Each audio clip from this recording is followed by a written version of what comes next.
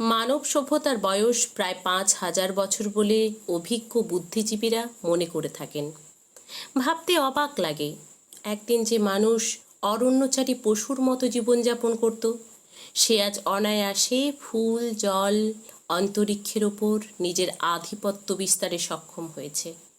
বিজ্ঞান এবং সাহিত্যের ক্ষেত্রে মানুষের এই ধারাবাহিক জয়যাত্রার অন্তরালে আছেন এমন কয়েকজন প্রাতঃস্মরণীয় ব্যক্তি, যাঁরা তাদের জীবনব্যাপী সাধনার দ্বারা আমাদের মননকে আরও তীক্ষ্ণ এবং আবেগকে আরও যুক্তিবাদী করে তুলেছে। সংক্ষেপে তাঁদের আমরা মনীষী বলে ডেকে থাকি। তাঁদের কেউ সাহিত্যিক, কেউ দার্শনিক, কেউ রাজনীতিবিদ, কেউ বিজ্ঞানী, কেউ বা বাগ্মী, কেউ চিত্রশিল্পী। তাঁরা স্ব ক্ষেত্রে সম্রাটের স্থানে অবস্থান করেছেন। তাঁরা যে কত নিদ্রাহীন রাতের সমবেত প্রয়াসে এই মহান যজ্ঞটি সম্পাদন করেছেন, তা ভাবতে গেলে অবাক হতে হয় বই কি। আমাদের উচিত এইসব প্রাতঃস্মরণীয় ব্যক্তিবর্গের জীবন কথা জেনে রাখা। রাজা রামমোহন রায়, যে মানুষটিকে আমরা নবীন ভারতের স্রষ্টা বলতে পারি, বা যাকে ভারতের প্রথম আধুনিক মানুষ হিসেবে ব্যাখ্যা দেওয়া হয়েছে, তিনি আর কেউ নন, আমাদের পরম শ্রদ্ধেয় রাজা রামমোহন রায়। এমন একটা সময়ে রাজা রামমোহন রায় জন্ম নেন যখন সবেমাত্র ভারত পরাধীনতার শৃঙ্খল পড়েছে। 1774 সালে 10ই মে বর্তমান হুগলি জেলার রাধানগর গ্রামে এক কুলীন ব্রাহ্মণ পরিবারে তাঁর জন্ম হয়। তাঁর পিতার নাম ছিল রামকান্ত রায় আর মাতার নাম ছিল তারিণী দেবী। এই রামকান্ত রায়ের পূর্বপুরুষদের পদবি ছিল বন্দ্যোপাধ্যায়। তার প্রপিতামহ কৃষ্ণকান্ত বন্দ্যোপাধ্যায় বাদশাহ ফারুকশিয়ারের আমলে বাংলার সুবেদারের অধীনে আমিন হিসেবে চাকরি করতেন, আর সেই সূত্র থেকেই এই পরিবারটি রায় উপাধি পায় এবং এই উপাধিটি পুরুষানুক্রমে প্রচলিত হয়। রামমোহন রায়ের ছেলেবেলা সম্পর্কে একটি গল্প প্রচলিত আছে। তার মাতামহ ছিলেন একজন পুরোহিত, তিনি পরম সাধক ছিলেন।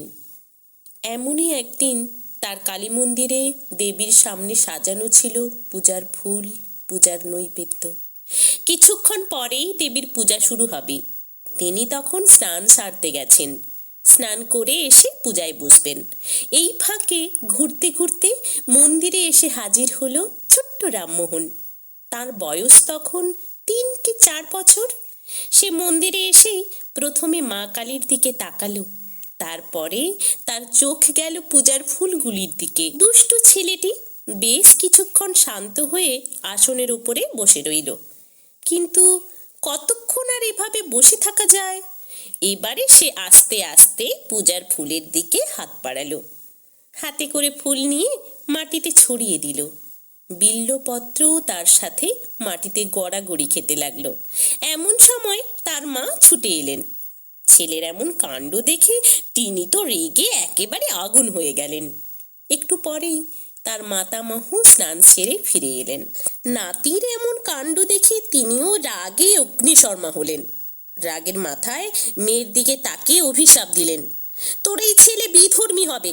এমন কথা শুনে মেয়ের মুখ রক্তশূন্য হয়ে গেল। তারপরে তিনি শান্ত স্বরে বলেন, যা যা, আমি যা বলেছি তা অক্ষরে অক্ষরে মিলে যাবে। তোর এই ছেলে জগৎ বিখ্যাত পণ্ডিত হবে। রামমোহন রায়ের পরবর্তী জীবনের দিকে তাকালে আমরা বুঝতে পারি তার মাতামহের অভিশাপ আর আশীর্বাদ দুটোই তাঁর জীবনে ফলেছিল। রামমোহনের বাল্যকালে 3টি স্থানে লেখাপড়া শেখা যেত। একটি গুরুমশাইয়ের পাঠশালা, অন্যটি ভট্টাচার্যের চতুষ্পাঠী, আর মৌলবীদের জন্য মক্তবে। সেই মতো বালক রামমোহনকে ভর্তি করে দেয়া হলো পাঠশালায়। সেখানে পড়াশোনার প্রতি তার অসীম আগ্রহ আর তীক্ষ্ণ মেধার পরিচয় পেয়ে পণ্ডিত মশাই অবাক হয়ে গেলেন। রামমোহন খুব অল্প দিনের মধ্যেই পাঠশালার পড়া শেষ করে ফেললেন। তারপর তাকে চতুষ্পাঠীতে ভর্তি করে দেওয়া হলো, কিন্তু বেশ কয়েকদিনের মধ্যেই তিনি সেখানকার পড়াও শেষ করে ফেললেন। ছেলের এমন মেধার পরিচয় পেয়ে বাড়ির লোক তো বটেই, এমনকি গ্রামের লোকও বলা বলি করতে থাকলো, এ ছেলে বড় হলে একজন মস্ত বিদ্বান হবে। তখন সবেমাত্র দেশে ইংরেজি শাসন কায়েম হয়েছে। তখনও পর্যন্ত মুসলমানি আমলে আইন কানুন কিছুই বদলায়নি। আদালত ও সরকারি কাজকর্ম করতে হলে ফরাসি ও আরবি ভাষায় করতে হতো। এছাড়া আরবি ও ফরাসি ভাষা জানা না থাকলে উচ্চ রাজকার্য পাওয়া সম্ভব ছিল না। আর এই দুটি ভাষা না শেখা অবধি কাউকে বিদ্বান বলাও যেত না।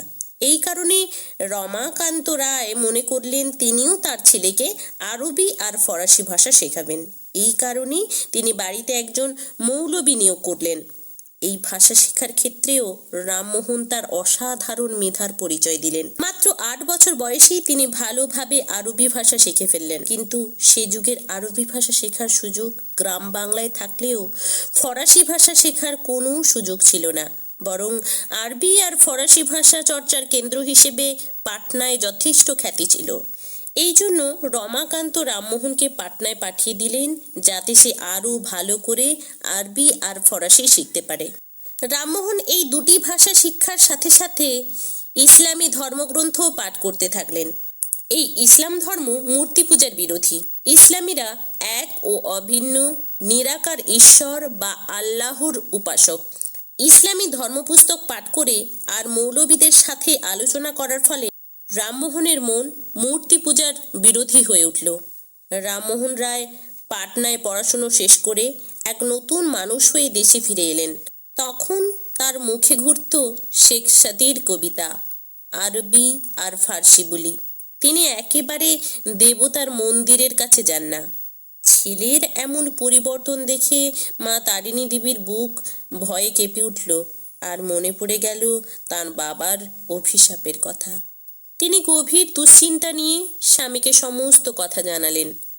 রমাকান্ত মনে করলেন, বেশ, ছেলে যদি সংস্কৃত ভাষা আর হিন্দুদের প্রাচীন শাস্ত্রগ্রন্থগুলি পড়ে তাহলে নিশ্চয়ই ছেলের মনের ভাব বদলে যাবে। সেই কারণে রামমোহনকে তিনি কাশীতে পাঠিয়ে দিলেন।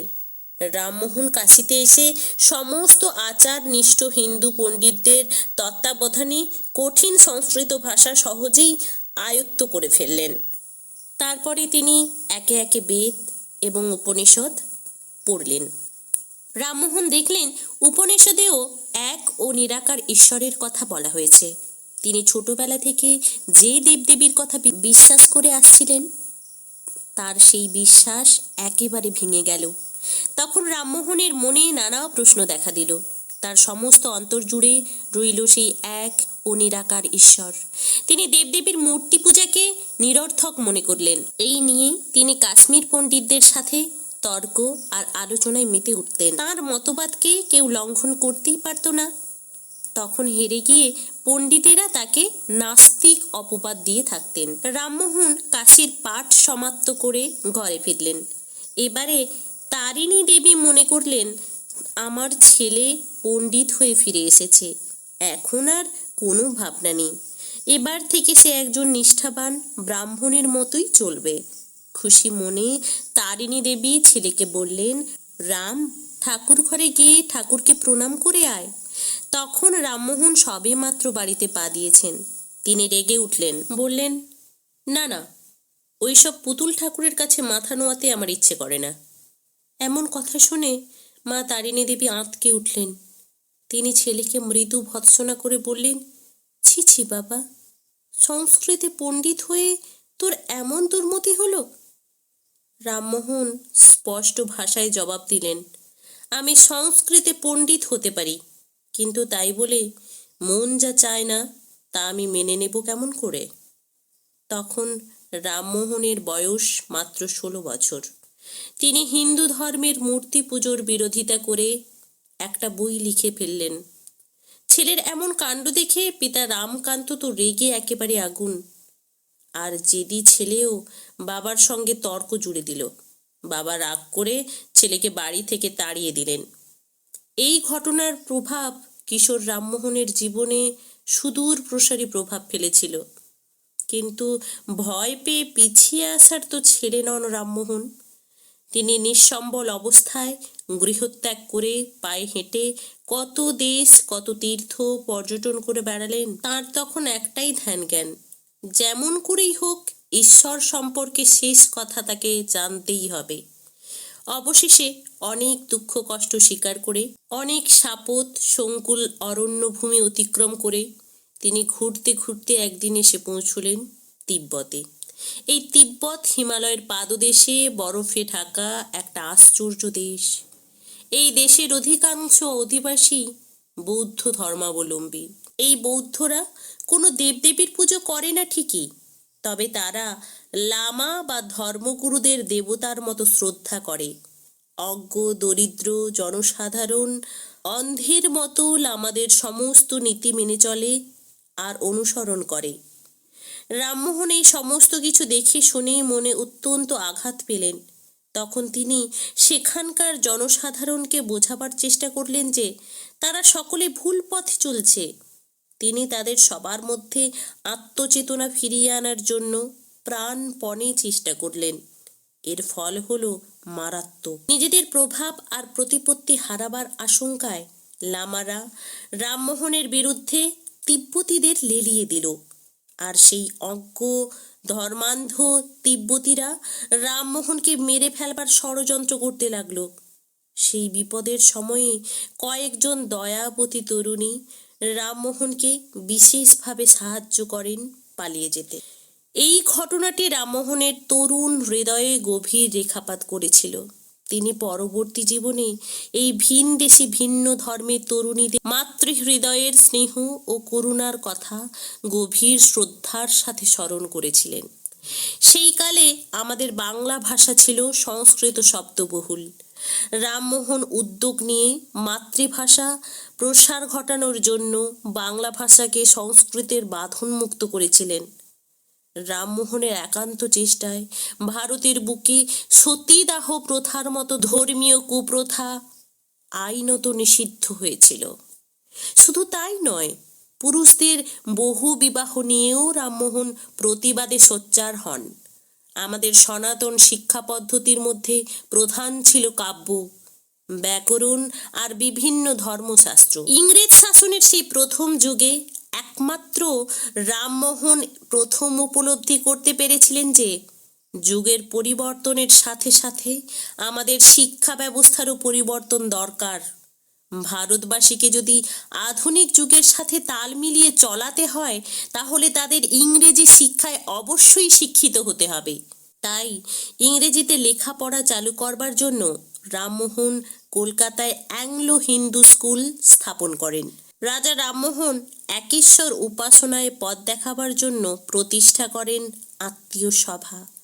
পরে এই সভাটি দ্বারকানাথ ঠাকুর প্রভৃতি বিশিষ্ট ব্যক্তিদের সহযোগিতায় পরিণত হয় ব্রহ্ম সমাজে। রামমোহন রাজনৈতিক চিন্তাভাবনার সূত্রে ভারতে ছিলেন আন্তর্জাতিক আদর্শ আর ভাবনার প্রবক্তা। তিনি ছিলেন প্রথম ভারতীয় যিনি ভারতের বাইরে নানা ঘটনার এবং মানুষের উপরে নিপীড়নের বিরুদ্ধে নিজের মতামত ব্যক্ত করেন। এরপর 1830 সালের 19শে নভেম্বর দিল্লির বাদশাহ দ্বিতীয় আকবর তার সারা জীবনের সমাজ উন্নয়নমূলক আর সেবাধর্মী কাজের জন্য রাজা উপাধি দেন। সেই সময়ে তিনি রামমোহনকে বিলেতে পাঠান কিছু বিষয়ে তদবির করার জন্য। সেই সময়ে পুরো ভারতে একমাত্র রামমোহন রায় একাই ছিলেন যিনি এই কাজের উপযুক্ত। বিলেতে গিয়ে তিনি ইউনিটেরিয়ান সমিতির সম্বর্ধনা লাভ করেন। সেই বিলেতে থাকাকালীন 1833 সালের 27শে অক্টোবর এই মহামনীষী ইংল্যান্ডের ব্রিস্টল শহরে পরলোক গমন করেন। এমনই এক প্রাতঃস্মরণীয় মনীষীর জীবন কাহিনী নিয়ে উপস্থিত থাকছি প্রতি বুধবার ঠিক সকাল 6টায়। ধন্যবাদ।